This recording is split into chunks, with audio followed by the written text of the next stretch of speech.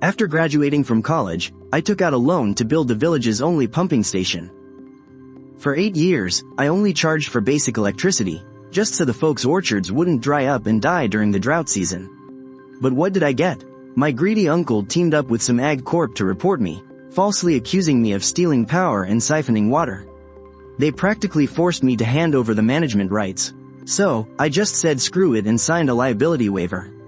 I ripped out my core motor, packed up, and started a fully automated eco-farm out in the suburbs. Then came the massive drought. The villagers could only stare at their sky-high smart water bills and the mountains of dead fruit trees. And shove my dear uncle face first into the mud. A while back, I had just finished scrubbing the pump's filter clean, when my uncle, Chin Mankang, marched into the pump house with my cousin and a bunch of strange guys clutching briefcases. The second he walked in, his face scrunched up in disgust. "What is this piece of junk? It's making a ridiculous racket. Chin Yan, how many years have you been running this old pump? The efficiency is god-awful. The water flow is barely a trickle, like a little kid taking a pee. Are you holding back everyone's water on purpose?" Auntie Wong had just walked up with her empty buckets to line up. Hearing that, she immediately dropped her carrying pole. I sighed, our village is on high ground. It's a miracle this pump can even push the water up here. For 8 years, I've only charged you all the absolute bare minimum for electricity. Just bear with it a bit, I'm opening the valves now. Oh, give me a break. You claim you only charge for power? Then how come my family had to cough up $60 last month? Dare look me in the eye and say you didn't rig the meters? Or sneak around selling our water to the next village over? I retorted, your orchard is literally at the very top of the mountain. Pumping water all the way up there burns a ton of power. The account books are taped right there on the wall. Can't you read? I don't understand those fake numbers of yours. I knew you were skimming money from the folks. Listen up, everybody. This here is Manager Wong from Green Source Agriculture in the city. And he promised, as long as we hand this dump of a pump house over to their company, they'll upgrade us all to smart irrigation. Totally for free.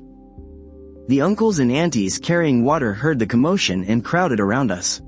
Manager Wong cleared his throat. Fellow villagers, modern farming is all about precision drip irrigation. This ancient relic of yours should have been scrapped ages ago.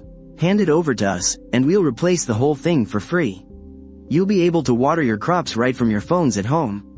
Auntie Wong, who was just smiling at me a second ago, heard the words free upgrade. And her eyes immediately darted away. The rest of the villagers started muttering under their breath. A free upgrade? Wow, that sounds amazing. Yeah, honestly, Chin Yan's water pump really is way too old. And the power cuts out sometimes too. Mankang has seen the world out there. He's definitely looking out for the whole village. He wouldn't scam us. I stood there, looking at those familiar faces. The very same folks I braved midnight downpours for, risking my neck to fix the power lines just to save their fruit trees. I watched their faces shift from hesitation to pure greed. The way they looked at me now even held a trace of suspicion and disgust. My hand gripping the wrench slowly turned ice cold. The very next day, before the sun was even up and I was still in bed, the village loudspeakers started blaring. My uncle, Chin Mankang, was practically shouting into the mic, ordering the whole village to the committee office for a meeting. The topic? Ousting Chin Yan and embracing modernization. By the time I rushed to the committee courtyard, the place was packed to the brim. My uncle was standing up on the steps, waving a thick stack of printed papers. Folks, water is the lifeblood of this village. We can't let Chin Yan keep acting like a parasite, sucking us all dry. The village chief strolled over, hands clasped behind his back. Chin Yan, well. You can see how everyone feels. We're stepping into the era of modern farming now. You need to look at the bigger picture here. Besides, your uncle made it clear. If you don't hand over the keys, Green Source Company won't dare to step in. They're worried you'll sabotage things. Chief. For 8 years, whenever the gear broke, I paid out of my own pocket for the parts. When the pipes leaked, I jumped into freezing water in the dead of winter to fix that thing. And I never took a single dime from the village. And now, you're kicking me out. Times change, they said. They've got high-tech stuff from a big corporation now. Why are you still messing around with this all by yourself? Don't take it too hard. I stared out at the hundreds of people packed into the courtyard. Not a single person stepped up to say a word in my defense. Even Auntie Wang, who was just thanking me yesterday for working so hard to fix the pump, turned her head away. I was completely done with this place. I reached into my pocket and pulled out the voluntary liability waiver and asset split agreement I'd stayed up all night drafting. I slammed it down on the village chief's desk. Fine, I'll hand over the keys, since you all think so poorly of me, and think this new company is so great. Then every single one of you needs to sign this and leave your thumbprints. From today on, the village water supply has absolutely nothing to do with me, Qin Yan. Whether it floods or dries out, whether your water bills go up or down, that's your own damn problem now. Fine, we'll sign, the chief scoffed. Don't go thinking the whole village is gonna die of thirst just because you're gone. He took the lead and stamped his red thumbprint on the paper. Then my cousin, Auntie Wang, and the rest of the village lined up right behind him. They were terrified that waiting even a second longer would ruin their precious free smart upgrade. Every last one of them scrambled to sign their names. Staring at those pages completely covered in red ink, the massive weight I'd been carrying all these years suddenly vanished. I felt completely free. I folded up the agreement, tucked it away, and turned toward the pump room. My uncle and a mob of villagers shadowed my every step, watching me like I was some kind of thief. I pushed open the heavy pump room door. I grabbed a wrench and marched straight to the very back of the machine room. While everyone watched in stunned silence, I started dismantling the high-voltage pulse generator connected to the main pump. That machine was the sole core component keeping this old system running, the only thing with enough power to push water all the way up the back mountain. It was my own private property. I paid a fortune for it years ago, but these people just treated it like some piece of junk. My cousin panicked the second he saw what I was doing. "Hey, watch out," he screamed. "Qin Yan is sabotaging the pump. Stop him, guys. Don't let him steal the village's property." A few villagers immediately lunged forward and blocked the exit. I just let out a cold laugh. I reached into my bag and slapped down the original purchase receipt for the motor, right next to the liability waiver they just signed. "Open your damn eyes and read," I snapped. "I bought this motor with my own money. $80,000 out of my own pocket. My name is printed right there on the receipt, and that agreement you all just stamped clearly states that I'm taking my personal assets with me. The pump house and the pipelines are all yours. I haven't touched a single screw that belongs to the village." The whole room instantly went dead silent. My uncle's face turned pale with rage, but staring at the undeniable proof in black and white, he couldn't choke out a single word. By the time I finally unbolted the grease-covered old motor from the base, I was absolutely drenched in sweat. Sure, the motor looked beat up on the outside, all dented and covered in chipped paint. But anyone who actually knows their stuff would tell you. This was an early generation, pure copper coil, industrial-grade powerhouse. Years ago, when I needed something strong enough to pump water from the deep ravine all the way up to the village's highest orchards. I scoured second-hand equipment markets across 3 different cities. I dropped a staggering $80,000 just to drag this beauty back home. For the past 8 years, no matter how terribly the voltage fluctuated, or how many endless hours we had to run the pump, this old workhorse never let me down once. The motor weighed a solid 220 pounds. There was no way I could lift it by myself. I had to slide a wooden plank underneath and slowly inch it toward the bed of my pickup truck. The rough hemp rope bit violently into my palms. Sweat dripped into my eyes, stinging like hell. Panting heavily, I instinctively glanced out the door. Out in the clearing in front of the pump house, there had to be at least 50 villagers standing around watching. Auntie Wang, Grandpa Wang, and dozens of other familiar faces. People whose irrigation pipes I had rushed out in the freezing rain at midnight to fix. Now, they were all just standing there in the shadows of the old locust tree. Not a single person stepped forward to give me a hand. No one even bothered to offer a fake, polite apology. They just covered their noses, like they were terrified of catching the smell of motor grease off me. Their eyes were filled with nothing but raw, undisguised disgust and suspicion. Right then, my cousin, Qin Lei, shoved his phone in my face, recording me without a shred of shame. "Hey, oh man, hey, Qin Yan," he mocked. "Take it easy there, buddy. Don't go throwing your back out over a pile of scrap metal." Hey, look at this, everyone. Take a good look at our village's so-called water boss. He's been scamming us with this hunk of junk industrial motor for 8 damn years. It stinks of filthy engine oil in there. Water pumped by a machine like this. How could that be good for our fruit trees? No wonder our village's fruit hasn't sold for a decent price these past few years.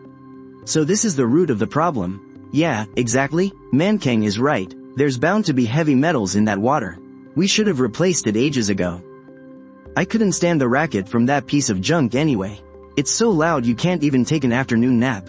Just tell him to haul it away. It's an absolute eyesore. My uncle, Chin Mankang, clasped his hands behind his back. He strutted out of the crowd like a general who had just won a massive battle. He purposely wore a brand new shirt for the occasion today. His pockets were bulging, and you could faintly make out the shape of a few packs of premium cigarettes. That was the promotional bribe the folks from Green Source Agricultural Company had just slipped him. Alright, Lizzie, stop filming. HMPH, tell him to pack his crap and get the hell out. Chin Yan, I'm not trying to lecture you as your uncle, but you're just too stubborn, completely out of touch with the times.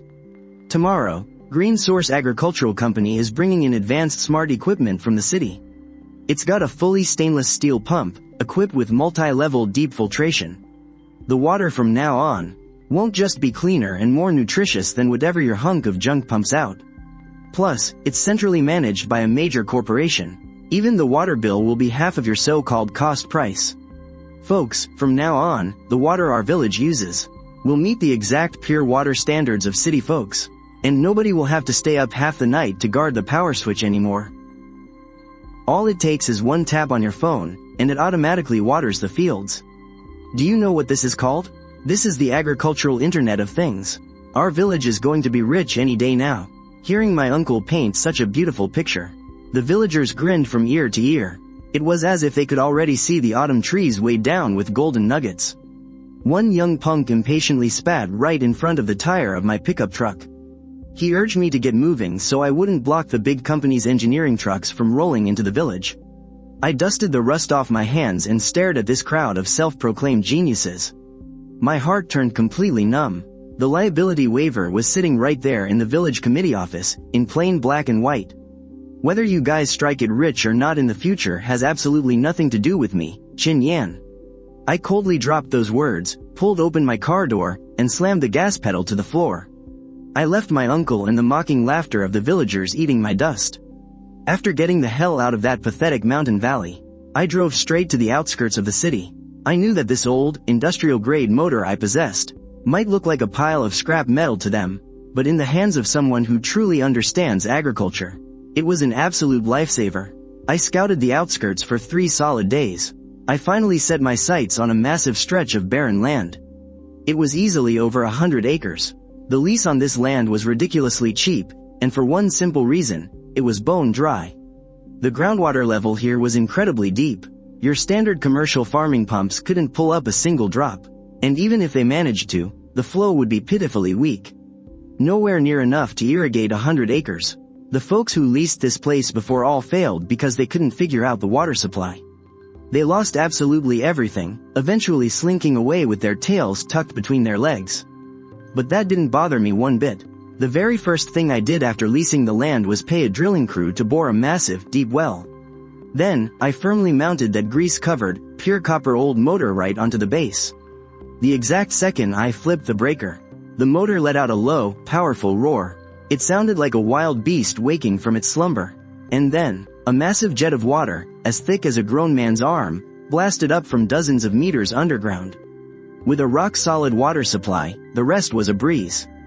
Backed by my 8 solid years of farming experience, combined with this heavy-duty irrigation, I planted highly profitable organic cherries and premium shine muscat grapes all across this dirt-cheap red soil.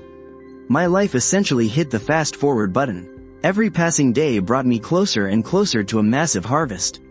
Meanwhile, back in the village, they were completely blinded by the fake hype of modernization. Green Source Company had hauled in a flashy new water pump. It was wrapped in a shiny stainless steel casing, plastered from top to bottom with colorful smart tech and internet labels. It even came with a massive LCD touchscreen. Just by the looks of it, It definitely seemed 100 times more impressive than my rusty old motor. My uncle, being the guy who pulled in the investment, practically became the village superstar overnight. To keep the local big shot happy, Luyu and Company didn't just slide him a fat stack of kickbacks. They also tossed him the sweet little gig of laying the village pipelines. Man, my uncle's family was living the high life back then. Every single day, he'd strut around the village with a little clutch bag tucked under his arm, acting like some massive big shot contractor. Using the dirty money he got from selling out the whole village's lifeline, he bought heaps of red bricks and cement. Right smack in the middle of the village, where everyone could see, he started building himself a flashy 3-story villa with a massive terrace. The villagers, resting on their hose, stared at those skinny black plastic pipes freshly laid in their fields, eyes full of hope. If you gave those pipes a squeeze, they'd mush right down. The walls were paper thin, but if you listened to my uncle, they were made of quote-unquote aerospace-grade polymer materials. Everyone was dreaming of striking it rich. They figured they could just sit back and enjoy the same cheap, crystal-clear, premium water the city folks get. But they had absolutely no clue that the things in life that look free always come with a hidden, heavy price tag. The sweet dream shattered into pieces. Starting on the very first day we had to pay the water bill. The end of May was crunch time. The fruit trees were blooming and setting fruit, and they needed more water than ever. The guy collecting for Luyu and Company dragged a desk out and plopped himself right in the middle of the village committee courtyard, bold as brass. They stuck a sign next to him, and the big loudspeakers were blaring, telling everyone to come pay up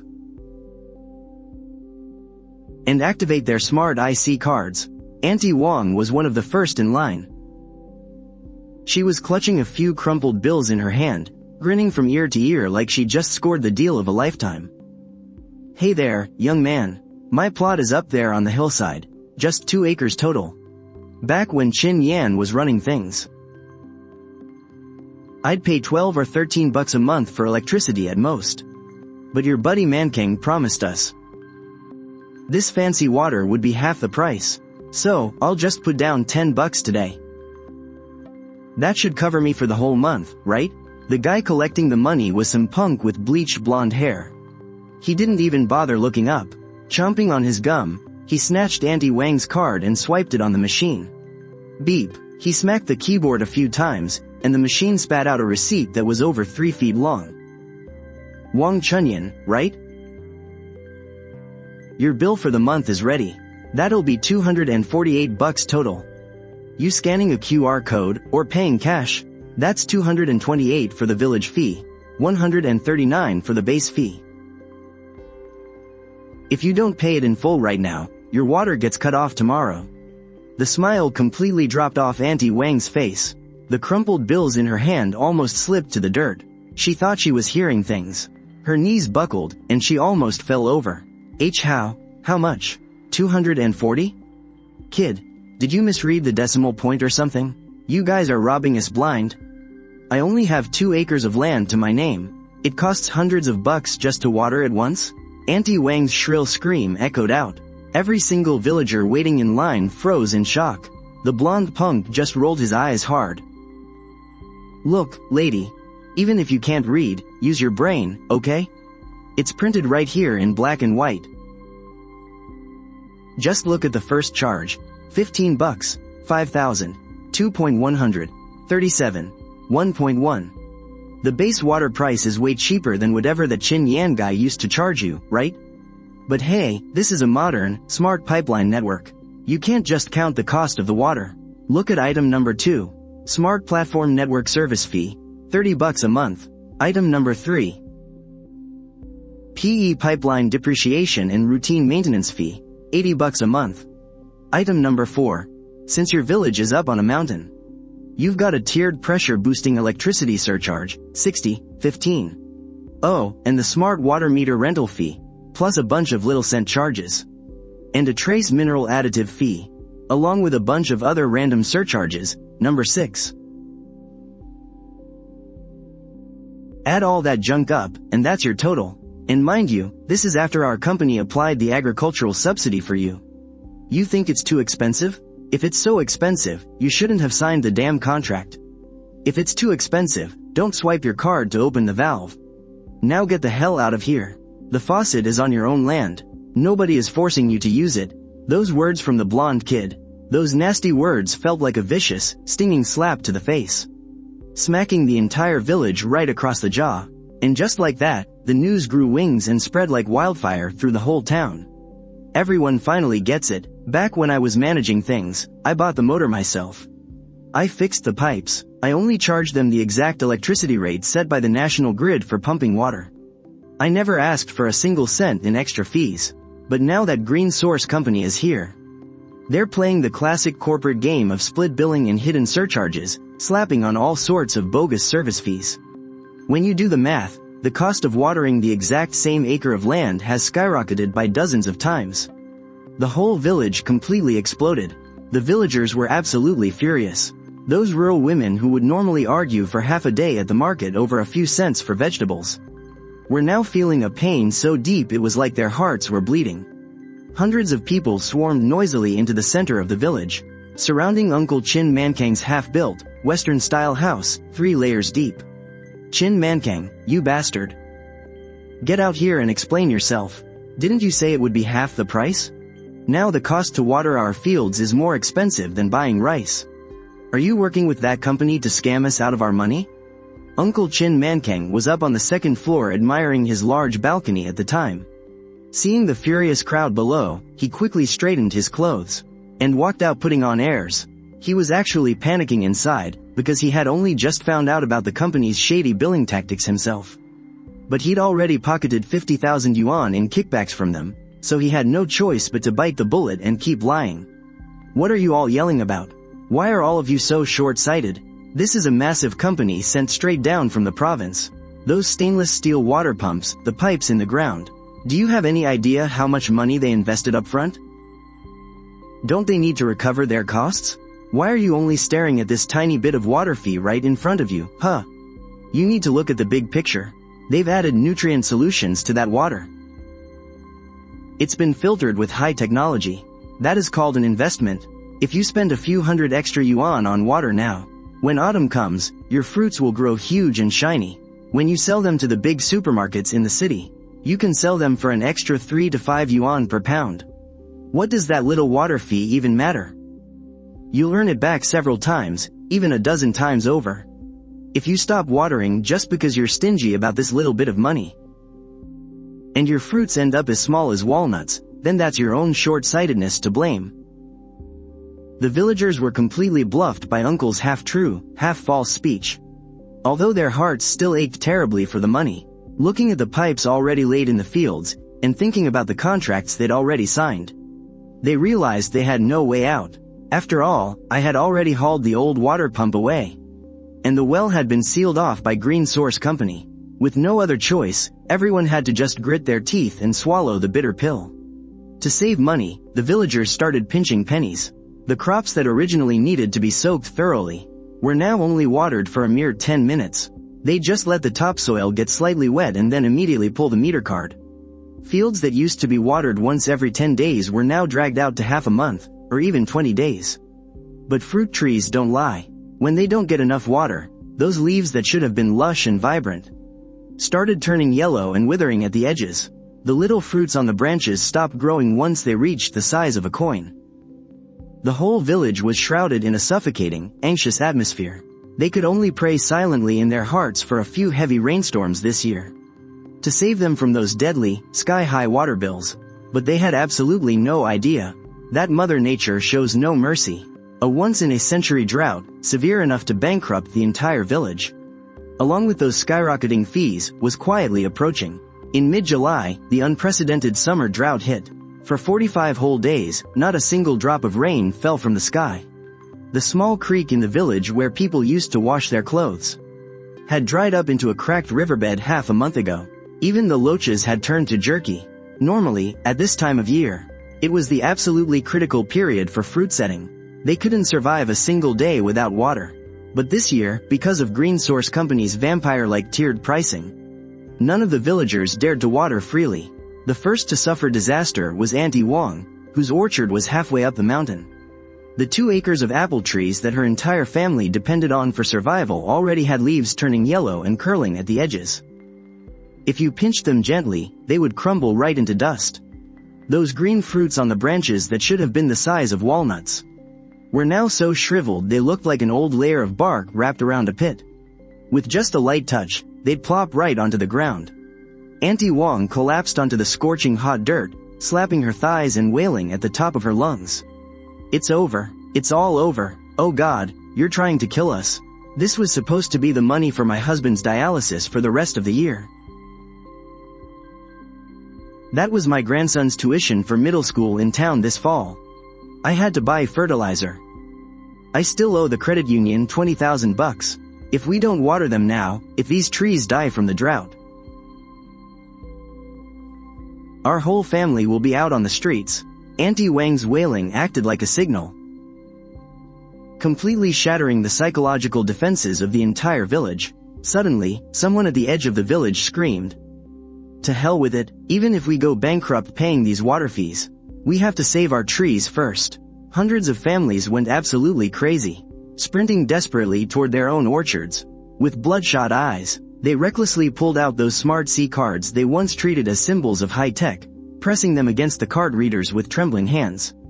The beeping of swiped cards echoed relentlessly across the parched hills. In their panic, the villagers cranked hundreds of valves wide open all at once. Everyone stared anxiously at the thin, black plastic pipes in the dirt, praying for that overpriced nutrient water to start flowing.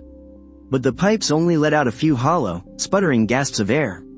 And then, the valves choked out a pathetic trickle of sandy, yellow mud before going completely dead. They couldn't squeeze out a single drop of water.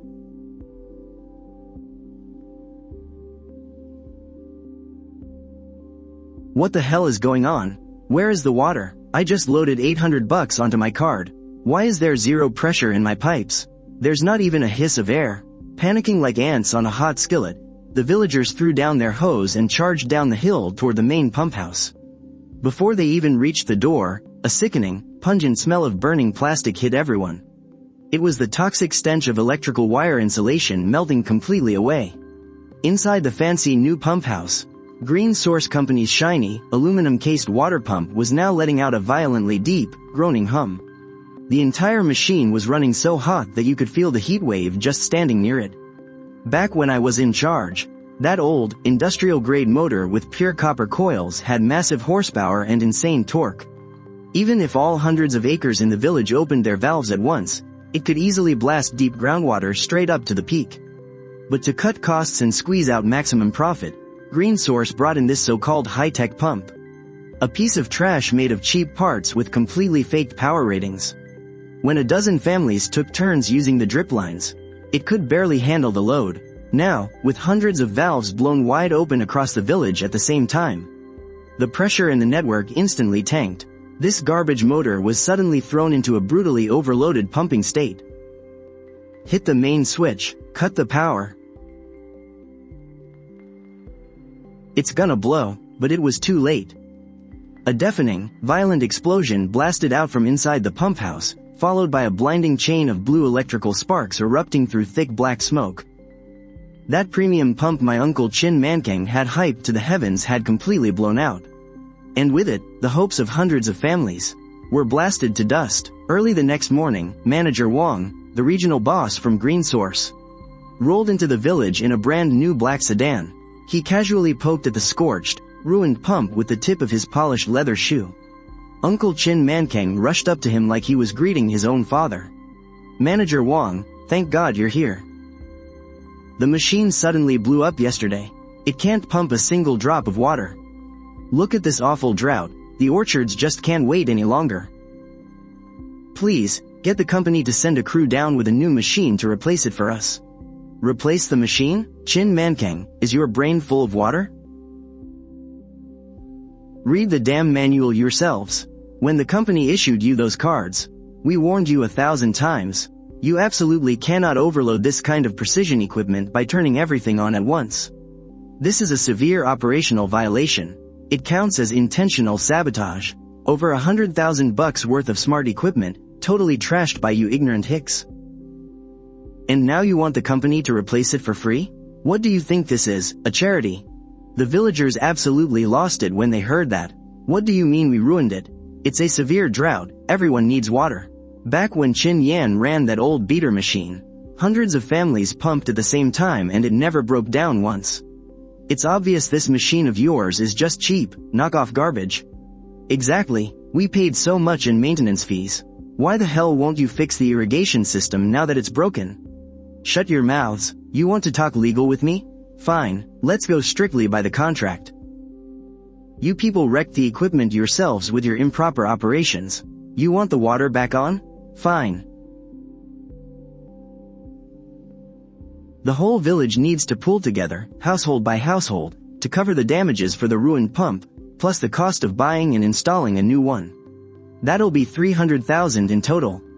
Second, just to make sure you don't go wrecking things again. And costing my company more money, the estimated water fees for the second half of the year, along with the pipeline maintenance fees and the network platform service charges. That comes to another 200,000. You must pay all of this up front, in a single lump sum, directly into the company's account. 500,000 in total. Official bank transfer only. The pump gets replaced the second the money clears. If you're short even a single penny, well, you can just sit around and wait. Wait for your entire mountain of fruit trees to dry up into firewood. 500,000, that astronomical figure felt like a massive, invisible mountain, crushing the breath out of every single villager. The scene instantly plunged into a dead silence. The sky-high water bills from the past few months had already sucked their meager savings completely dry. Right now, they were all still in debt to the local shops just for pesticides and fertilizer. Let alone 500,000, even 50,000. They couldn't scrape together even if they sold absolutely everything they owned. Manager Wang, you're not fixing a water pump, you're trying to kill us. That is not what you said when we signed the contract back then. Brother Mankang guaranteed us. He swore that your big company had great after-sales service. That if the equipment broke, you'd fix it for free. Several villagers shot glaring looks at Chin Mankang. By now, Chin Mankang was completely panicking, too. His family owned the largest orchard. Even a single day without water meant bleeding tens of thousands in losses. Throwing all pride out the window, he desperately grabbed onto Manager Wang's sleeve. Manager Wang, old Wang, this isn't what you promised when we had dinner together. This equipment was clearly just some cheap junk you bought to pocket the difference. How can you dump all the blame on the villagers?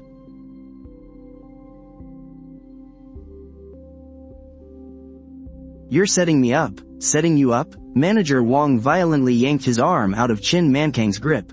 He pulled another original contract out of his briefcase, stamped with a bright red thumbprint, and slapped it right into Chin Mankang's face. Everybody, open your eyes and take a real good look. Your good old Chin Mankang here volunteered to act as the joint liability guarantor, all just to pocket a 100,000 kickback from my company. He even signed this little under-the-table contract. Article 7, Clause 3 spells it out crystal clear. If the village collective damages the equipment through improper use and cannot pay the compensation, Levuan Corporation reserves the right to demand full payment directly from the guarantor, Chin Mankang. The moment those words dropped, hundreds of pairs of eyes that were just filled with despair instantly snapped over to glare murderously at Chin Mankang. Chin Mankang's face went as pale as a sheet of paper. His entire body started shaking like a leaf. Back then, he was so blinded by that 100,000 in cash to build his fancy new house. He didn't even bother reading the actual terms. He just happily stamped his thumbprint right on it. You're spouting lies. That was a promotion fee. I had no idea what a joint guarantee even meant. No idea, huh? It's right here in black and white, complete with your thumbprint, Chin Mankang. Why don't you take it up with a judge and tell him you had no idea? I'm giving you all 3 days to scrape together that 500,000. If I don't see the money in 3 days, our legal department's lawsuit and the court's seizure order will be delivered straight into your hands, Chin Mankang. With that, Manager Wang drove off. He left behind hundreds of absolutely furious villagers, who completely surrounded Chin Mankang and his son, trapping them in the middle. Chin Mankang was cornered at his own front door and cursed out by the entire village for a full day and night. That fancy, newly built 2-story red brick house of Uncle Chin Mankang's was smashed into absolute ruins by the mob, The villagers even lit a massive bonfire right outside his door, and spat out a vicious final warning. Chin Mankang, if you don't cough up that 500,000 for the water pump in 3 days, if you let the whole village's orchards die of thirst, we're gonna burn this trashed house of yours straight to the ground. Driven to a total dead end, cousin Chin Lei was hiding up on the second floor, too terrified to even open a window. Dad, we can't just keep sitting here waiting. These farmers are literally going to beat us to death. Our village is out of water, but Chin Yan has some.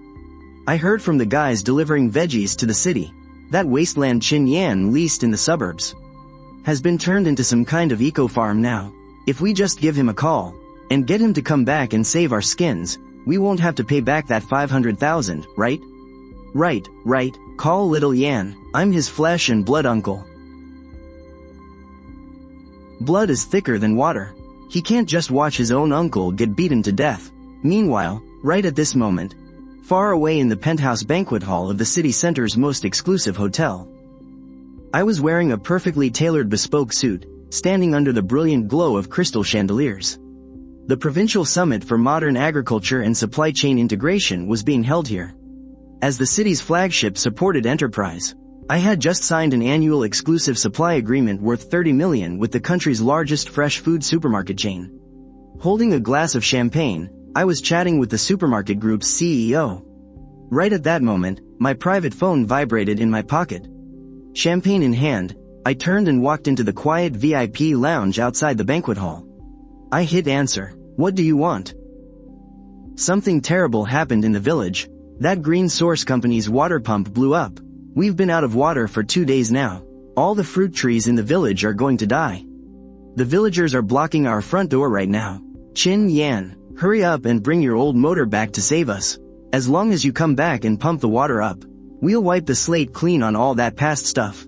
You can set the water price to whatever you want. That's right, little Yan. Your uncle knows he was wrong. I was out of my mind before. I was tricked by that shady company. You can't just leave us to die. I'm your own uncle. If you don't come back, these people will literally bury me alive. Chin Mankang, Chin Lei, have you two gotten so old that your memories are worse than a dog's? The day I left the village, in front of hundreds of people, that voluntary liability waiver and asset division agreement. Who was it that led the charge to stamp their red thumbprints on it? Back then you cursed at me, accusing me of making dirty money, just to pocket that 100,000 in kickbacks. You didn't hesitate to kick me out like garbage, then turned right around to kiss the asses of that corporate company. When I left, it was written perfectly clear in black and white. From that day forward, the village's water supply has absolutely nothing to do with me, Chin Yan. Chin Yan, you can't be this heartless. The lives of hundreds of people in the village. Can you bear that weight? Stop trying to guilt trip me with the villagers' lives. When they were pressing their thumbprints back then, did a single one of them hesitate? I hung up the phone without a second thought, and threw this new number straight onto my block list. Then I pushed the doors open. Thunderous applause filled the banquet hall as the business elites celebrated our successful partnership. Meanwhile, tens of kilometers away in those drought-stricken mountains, the villagers forcibly grabbed Chin Mankang and forced him to stamp his thumbprint. He was coerced into mortgaging his last remaining orchard and this trashed house to the entire village as compensation. Dad, I just thought of a way. As long as we sneak over to Chin Yan's farm in the middle of the night, tear out that old motor, and bring it back to install here. Once the whole village has water tomorrow morning, who's gonna come after us for payback? They might even thank us for saving the whole village's lives. Chin Lei's twisted logic actually sparked a glimmer of absurd hope in the desperate Chin Mankang. Trembling, he dug the last few thousand cash out of his inner pocket and shoved it into Chin Lei's hands. Lei, wait until the second half of the night when they're dozing off. Sneak out the back window and go to the town to find a few brave guys. No matter what, you drag that motor back here for me.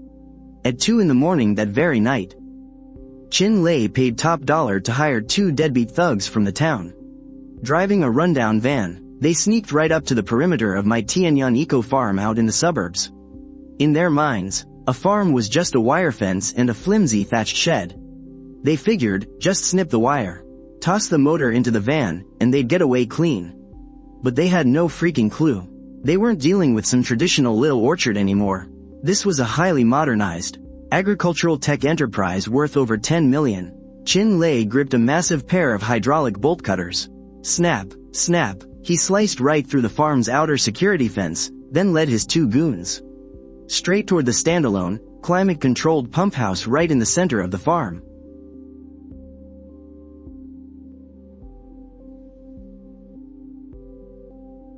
Hurry up, that's the pure copper motor right there. I recognize the base. Get those mounting bolts off and let's load it up. But the absolute second one of the goons clamped his wrench onto the motor's bolt, the entire sky above the farm lit up. All 16 sets of high-intensity security searchlights flashed on at once. The blinding white light turned the night into broad daylight. It was so intense that Chin Lei and his crew actually screamed in pain, slapping their hands over their eyes. Right after that, a maximum-level security siren ripped through the quiet suburban night. It was absolutely deafening, before Chin Lei and his gang could even blink the spots out of their eyes. Over a dozen professional security guards in matching black tactical gear swarmed them from all sides. Don't move, Chin Lei was so terrified his soul almost left his body. His legs turned to jelly, and he dropped straight to his knees in the muddy grass. Barely 15 minutes later, Chin Lei was being hauled away by the cops. Just before he left, I stepped out, wearing a silk loungewear set, flanked by my secretary and the head of security. We strolled out of the office building, completely unbothered. When Chin Lei saw me, he looked like a drowning man grabbing at straws. He completely lost it and started screaming hysterically. Chin Yan, tell them, explain it to them right now. I'm your brother, I just came to look at your equipment. It's not stealing, we're family, man. Officers, I am Chin Yan, the legal representative of Tianyan Agricultural Tech.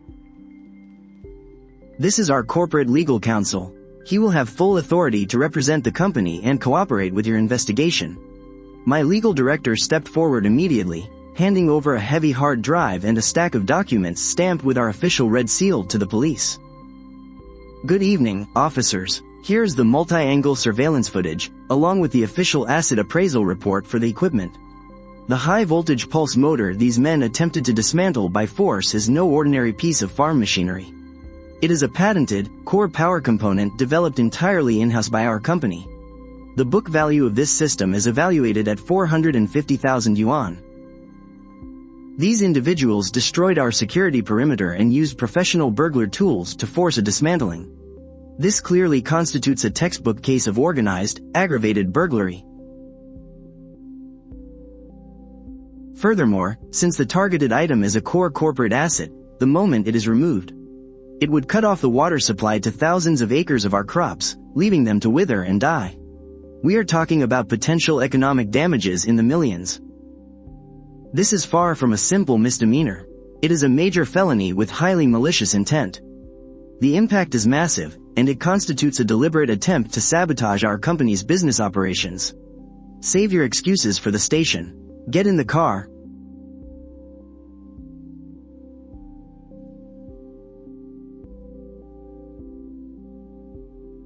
Chin Yan, you heartless bastard, you're gonna rot in hell for this. The news of Chin Lei's arrest made its way back to the village first thing the next morning. And that news hit my uncle, Chin Man Kang, like a bolt of lightning, especially since he was already teetering on the edge of a total breakdown. Desperate to scrape together enough cash for a lawyer to bail his son out, and hounded by debts from both the villagers and Green Source Company, he had no choice but to strip the entire mountain of its unripe, defective apples, the kind of trash even the birds wouldn't touch. He forcefully picked every last one, packing them into 3 massive transport trucks, hoping against hope to dump this garbage at the city's largest wholesale fresh market. In his pathetic, narrow little mind, he figured the city was packed with people, and if he just slashed the price low enough, some cheapskate street vendor would gladly take them off his hands. But he had no idea that times had changed, and he certainly didn't know that the absolute biggest, core supplier for that exact wholesale market was me, the nephew he personally kicked out of the village. That morning, the Jiangnan fresh produce market was absolutely roaring with crowds. Chin Man Kang stood right in the middle of the trading floor, looking completely filthy and defeated. He was groveling, desperately clinging to a supermarket purchasing manager in a suit, refusing to let go at all. "Manager Lu, big boss, please, just have a little mercy and take them. These are pure, all-natural hillside apples. Sure, they're a bit on the small side this year because of the drought, but I swear the price is dirt cheap. I won't even sell them by the crate. I'll weigh them by the pound. 30 cents. No, 20 cents a pound. Just give me whatever you can. You can even just tow the whole truck away. Old man, did you wander into the wrong place or something? Are you treating the most high-end fresh produce market in the entire province like a damn garbage dump? This kind of defective trash that even pigs wouldn't eat. You actually have the nerve to haul it in here? If we put this garbage on the shelves of our supermarket chain, our brand's reputation would be completely ruined." The surrounding vendors and cold chain truck drivers all stopped in their tracks. They burst into mocking laughter, pointing their fingers at him. "Yeah, old man, are you going crazy for money? You didn't even check what kind of stuff actually sells here. Open your damn eyes and take a good look. Look at the standard required by today's high-end market." Chin Mankang followed Manager Lu's pointing finger and slowly raised his head. Up on the massive screen, a beautifully produced corporate promotional video was playing on loop. A bold corporate slogan flashed. In the footage, a fully automated sprinkler system caught the sunlight, creating beautiful rainbows. The integrated irrigation and fertilization pipes precisely nourished every single inch of soil. Clusters of plump, perfectly round shine muscat grapes were captured in stunning high definition, radiating a mouth-watering, vibrant vitality. And right at the very end of the promotional video, it showed the annual exclusive supplier agreement being signed. And the name? Chin Yan, the founder of Tian Yan Agricultural Technology Group. Chin Mankang's whole body violently jolted, and his legs instantly turned to jelly. Did you see that? The premium organic fruit delivered by Tian Yan Agriculture. Now that is what you call a hot commodity. Before they're even picked off the branches, they get bought out at premium prices by all the major supermarkets. As for your 3 truckloads of absolute garbage, even if you covered the shipping and gave them away for free, nobody would take them. Manager Lu waved his hand as if he were shooing away a fly, turning around to leave. But right at that moment, Manager Lu suddenly swapped his expression for an extremely respectful and sickeningly flattering smile. He hurried toward the wraparound transparent glass corridor above the trading hall. That was the VIP negotiation room, set up by the market management office exclusively for top-tier clients. Chin Mankang stared blankly, looking in the direction Manager Lu was running. Through the massive, soundproof floor-to-ceiling glass of the VIP room, he saw several wealthy bosses in sharp suits sitting around a long mahogany table.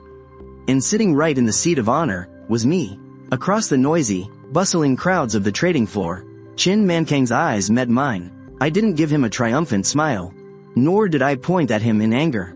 I just gave him a faint glance with an extremely calm, deadpan look. That kind of look, it was like looking at a completely insignificant speck of dust on the side of the road. Chin Mankang's lips began to tremble violently. Suddenly, he clutched his chest tightly with both hands, letting out an incredibly shrill, agonizing wail of pure despair. Right after that, his eyes rolled into the back of his head. And he collapsed, slumping hard right into his pile of rotting, sour-smelling apples. Chin Mankang had suffered a stroke and was paralyzed. By the time the legal team from Green Source Company arrived, he was still lying helpless in his rundown home. Manager Wang, alongside the debt collection team and a court summons, blocked the village entrance once again. The irrigation pipes in the fields had already been dug up and taken by them to pay off the debt. But that wasn't nearly enough to cover that so-called 500,000 yuan penalty fee. This time, Manager Wang bared the greediest fangs of capitalism. He pulled out a thick stack of land transfer mortgage agreements. He was forcing the entire village to sign them. If you can't cough up the cash, then use your orchard contracting rights to pay off your debt. Once you sign this, these hundreds of acres of land will belong to our Green Source Company. You can either pack up and get the hell out of the village, or stay here and work for us as day laborers. Hundreds of villagers looked on, their faces pale as death. The elderly sat on the dirt, wailing uncontrollably. Losing their land meant losing their very lifeblood. Auntie Wang desperately shielded her family's land deed, crying so hard her voice broke. Village chief, we can't sign this. If we sign this, we'll truly become homeless beggars. We absolutely cannot sign. At worst, I'll just give up this old life of mine. Neighbors, come with me. Let's head to the city. Let's go beg Chin Yan. Right now, he's the only person in the entire world who can save our lives. Faced with absolute, crushing despair, dignity was no longer worth a dime. Dozens of village representatives had scraped together their last bit of travel money. They rented 2 beat-up, open-top trucks and bumped along for 3 hours in the biting autumn wind. They arrived right outside the gates of my Tianyan Agricultural Tech Group in the suburbs. Chin Yan, Boss Chin, we've come to beg on our knees. When my secretary saw this on the security cameras and ran in to report it to me. I was sitting in the conference room, looking at the provincial agricultural weather report. I walked over to the floor-to-ceiling windows, and looked down at the crowd of villagers kneeling side by side on the asphalt by the gate, their foreheads pressed against the freezing ground. Their former greed had been utterly crushed by the harsh lessons of reality. I threw on my trench coat. I took my head of legal and a few security guards, pushed open the massive electric gates, and walked out. Seeing me walk out, the village chief stood up, tears streaming down his wrinkled face. Little Yan. We know we messed up. We were scammed out of everything we had by Chin Man Kang and that shady company. We're even going to lose our farmland. Please, be the bigger person, save our village. We'll work ourselves to the bone for you. We'll do anything, just as long as we can keep our land. Chief, back when you all stamped your red fingerprints to force me out. I remember telling you, we make our own beds, now lie in them. But you all got greedy for a taste of fake profits. And so easily handed the entire village's livelihood over to a bunch of con artists. You didn't just trample all over my hard work. You trampled right over your own escape route, too. You really should be swallowing this bitter pill on your own. But that land is where my Chin family ancestors are buried. It's where my father rests.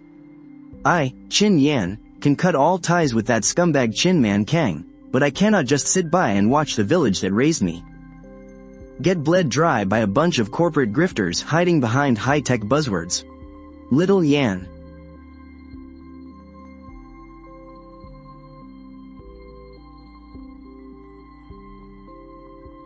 You're willing to help us?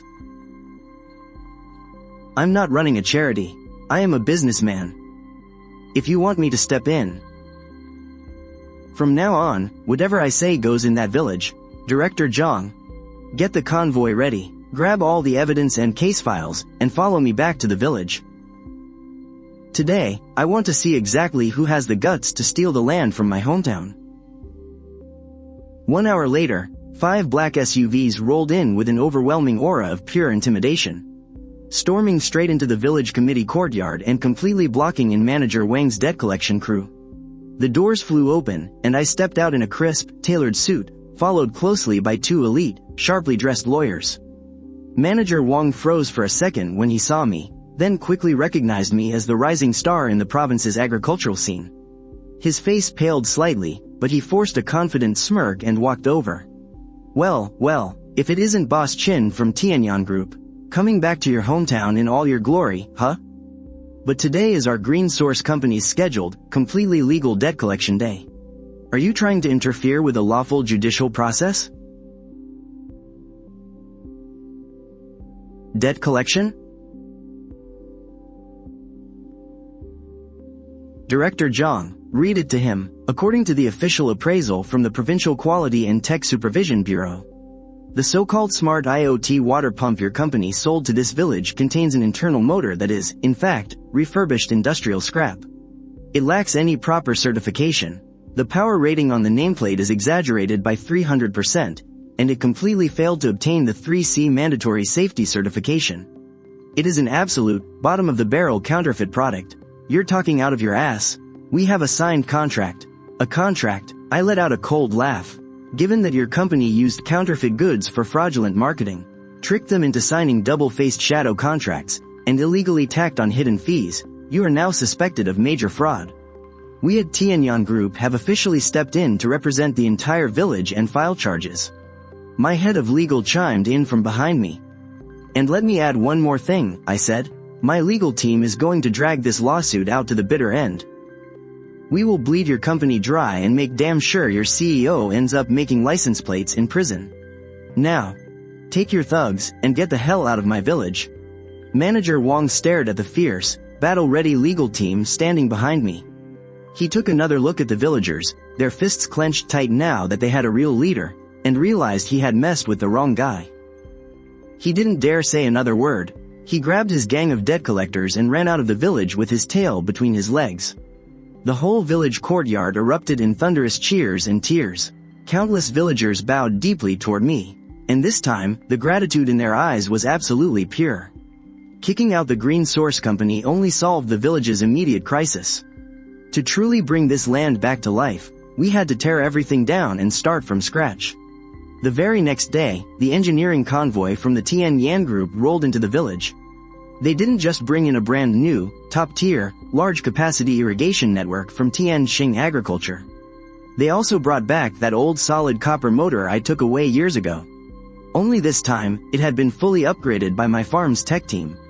It was now equipped with a true variable frequency control system. As the old motor let out a deep, powerful roar, water gushed through the brand new pipes once again, when it finally poured over the dry, cracked soil of the orchards. The whole village stood at the edge of the fields. They let the water splash against their faces, crying like little kids. But this water wasn't a free ride anymore. The water was flowing, but the old rules had to change. The days of me paying the bills and doing the heavy lifting while you guys just sit back and reap the rewards are over forever, starting today. The Tianyan Group is taking full control of the village's water facilities. Water bills will be charged at the absolute lowest market cost. Not a penny more, not a penny less. At the same time, if you are willing, you can all join my ecological supply chain. I will provide free technical guidance and top-quality seedlings. But I have one strict rule. You must strictly follow Tianyan's pollution-free farming standards. Secretly using banned pesticides or chemical fertilizers is absolutely forbidden. As long as you grow high-quality crops, the Tianyan Group will buy them all in the fall at 20% above market price. We will buy every last bit of it, but if anyone tries to cut corners and ruins the village's reputation, you will be instantly kicked off the partner list. And you will never be allowed back. There are no handouts here, only partnerships. No pampering, just rules. That was the truest form of respect I could give them, and their best chance at a lasting future.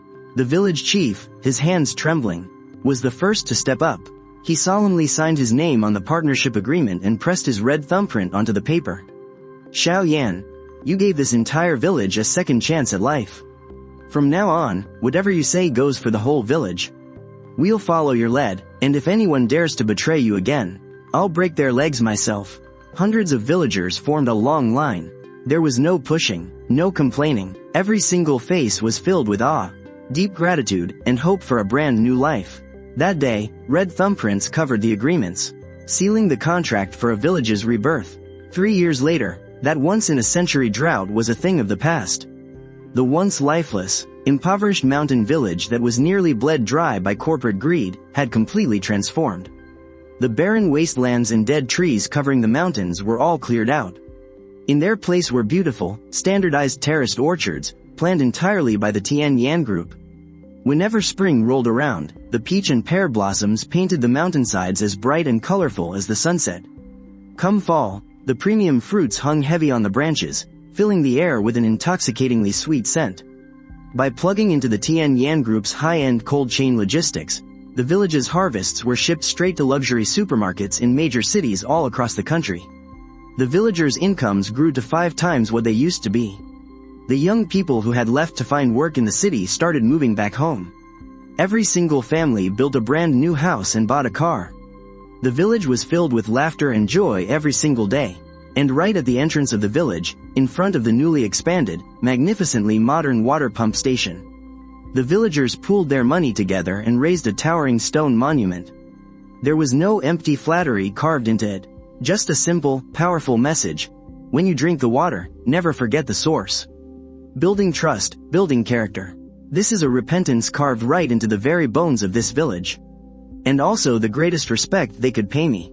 On an early autumn evening, I drove down myself, heading back to the village to check on this year's fruit harvest.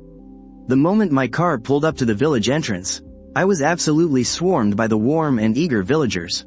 Auntie Wong insisted on shoving a basket of freshly picked, massive, bright red apples right into my trunk. With tears welling up in her eyes, she grabbed my hand. "Mr. Chin, have a taste. The fruits are incredibly sweet this year. If it weren't for you, we wouldn't have this wonderful life today."